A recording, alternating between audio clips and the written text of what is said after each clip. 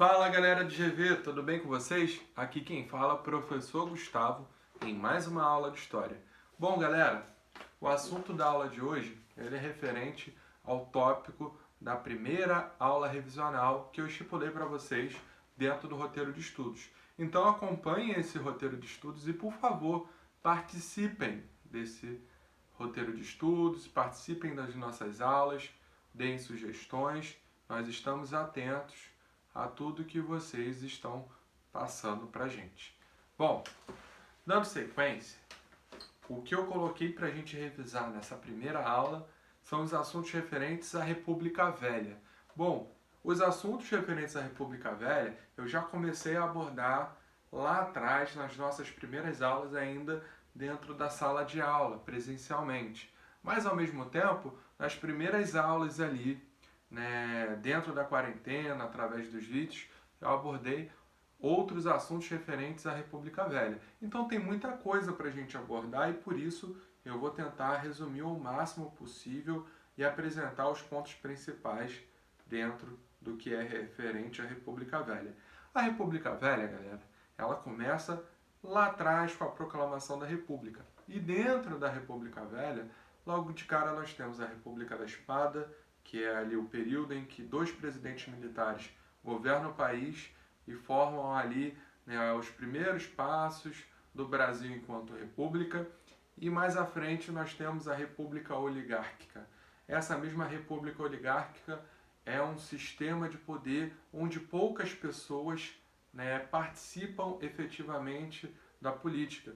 E por isso o nome oligarquia, já que esse termo surge lá na Grécia e ele está relacionado justamente a essa questão de poucas pessoas participando do poder. Mas por que poucas pessoas participam do poder?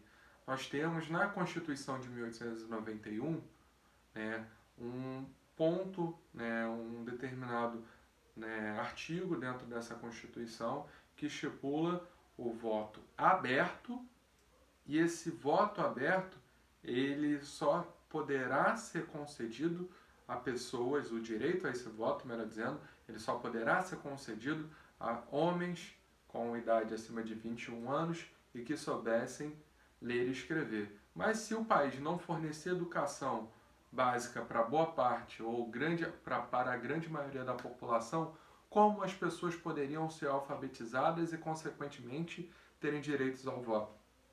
Bom, exatamente, uma grande parcela da sociedade não participava e as poucas pessoas que participavam e que tinham direito ao voto, muitas delas ficavam sujeitas a retaliações dos coronéis. A figura do coronel ela já surge lá atrás com a Guarda Nacional, ainda no período regencial. E esse mesmo coronel, ele tinha o poder das armas, através dos seus capangas, e também tinha o poder do emprego. Ele poderia tirar o emprego de uma pessoa se essa pessoa não votasse no candidato dele.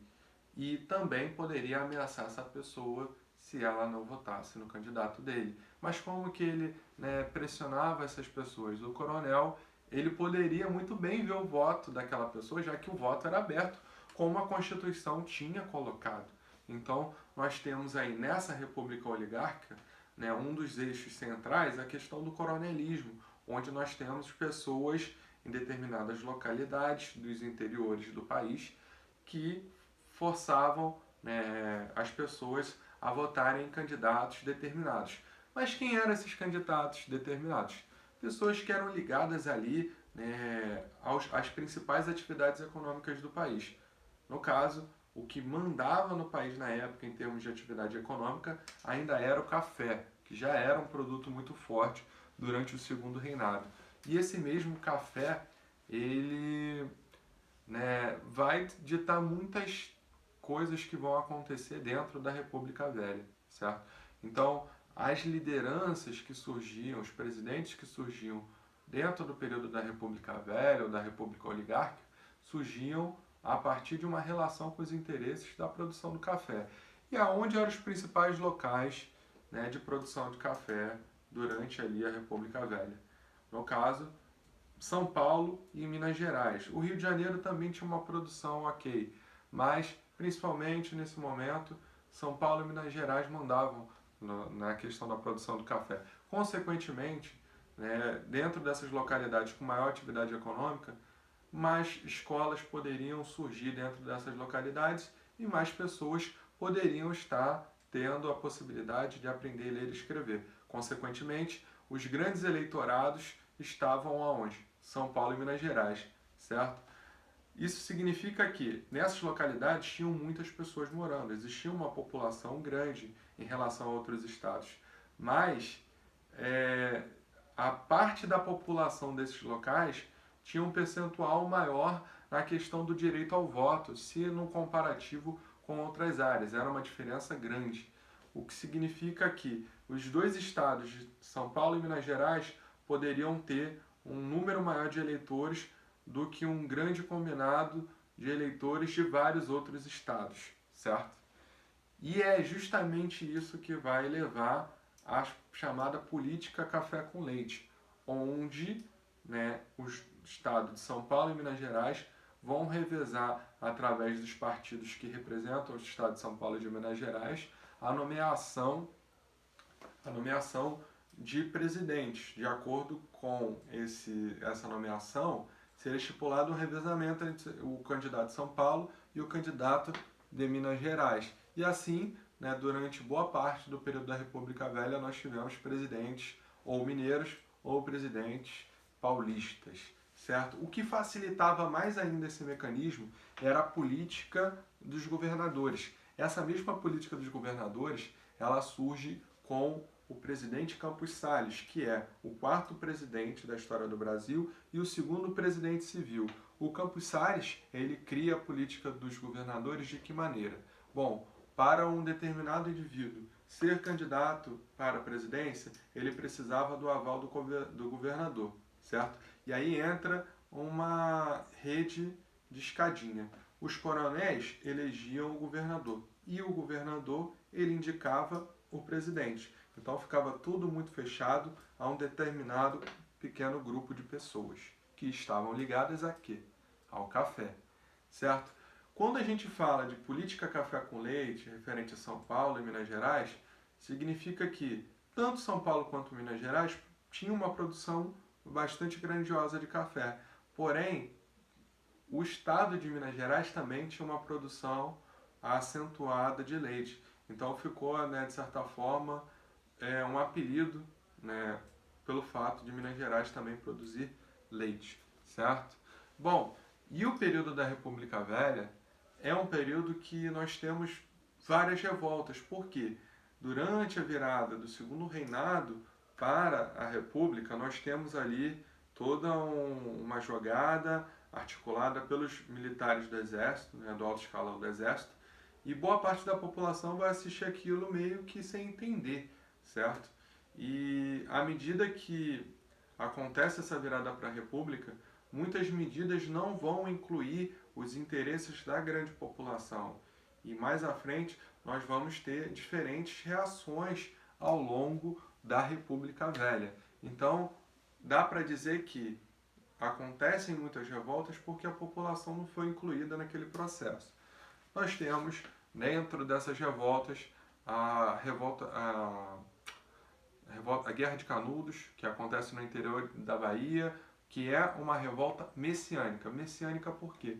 A principal liderança dessa revolta é uma liderança ligada a valores religiosos, que é o Antônio Conselheiro. Além dessa revolta ou dessa Guerra de Canudos, nós temos também a revolta de Juazeiro, né, chefiada pelo Padre Cícero, que também é uma figura messiânica, uma figura que alinha ali, né, a sua liderança com valores religiosos. E nós temos também a revolta de Contestado, que acontece no Paraná. Então, dentro dessa questão ali das revoltas da Primeira República, nós temos revoltas que muitas delas vão estar relacionadas a figuras messiânicas.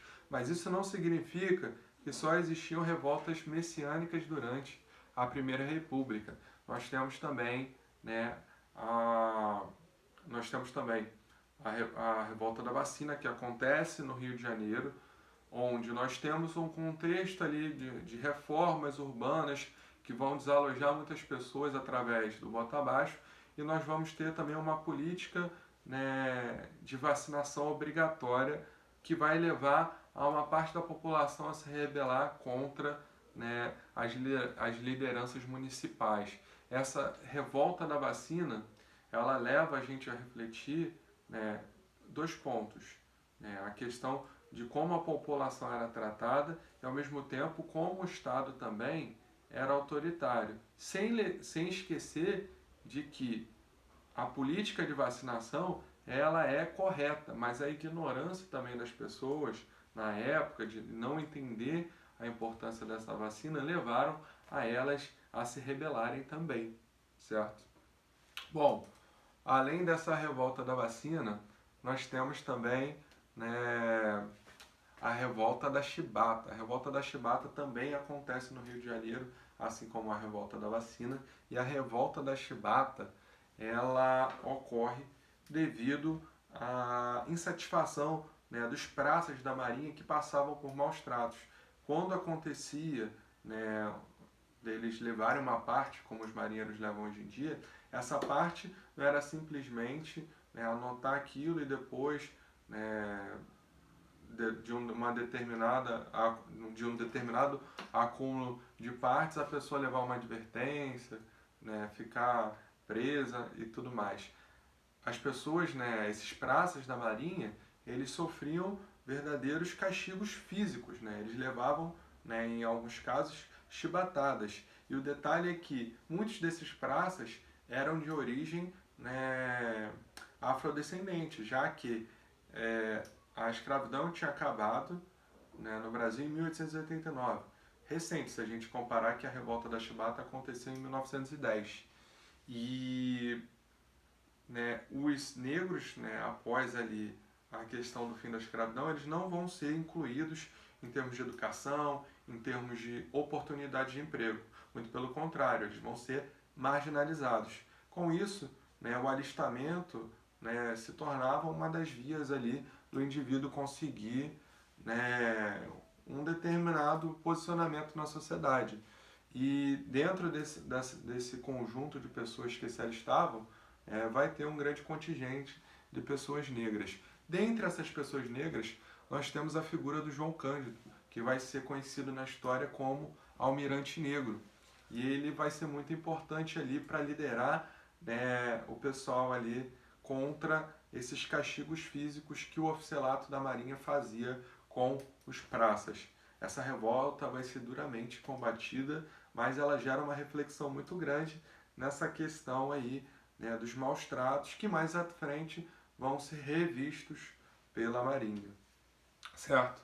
Bom, além das revoltas, durante, né, esses primeiros anos ali da República Velha, nós temos também movimentos culturais como o modernismo, que vai ser um movimento, né, de discussão artística, que vai ter o seu estopim na Semana de Arte Moderna, em 1922, e esse movimento artístico ele vai ser muito importante no sentido de discutir a identidade nacional, já que a arte brasileira, até antes do modernismo, ela muitas das vezes, né, tentava se basear em modelos prontos da Europa.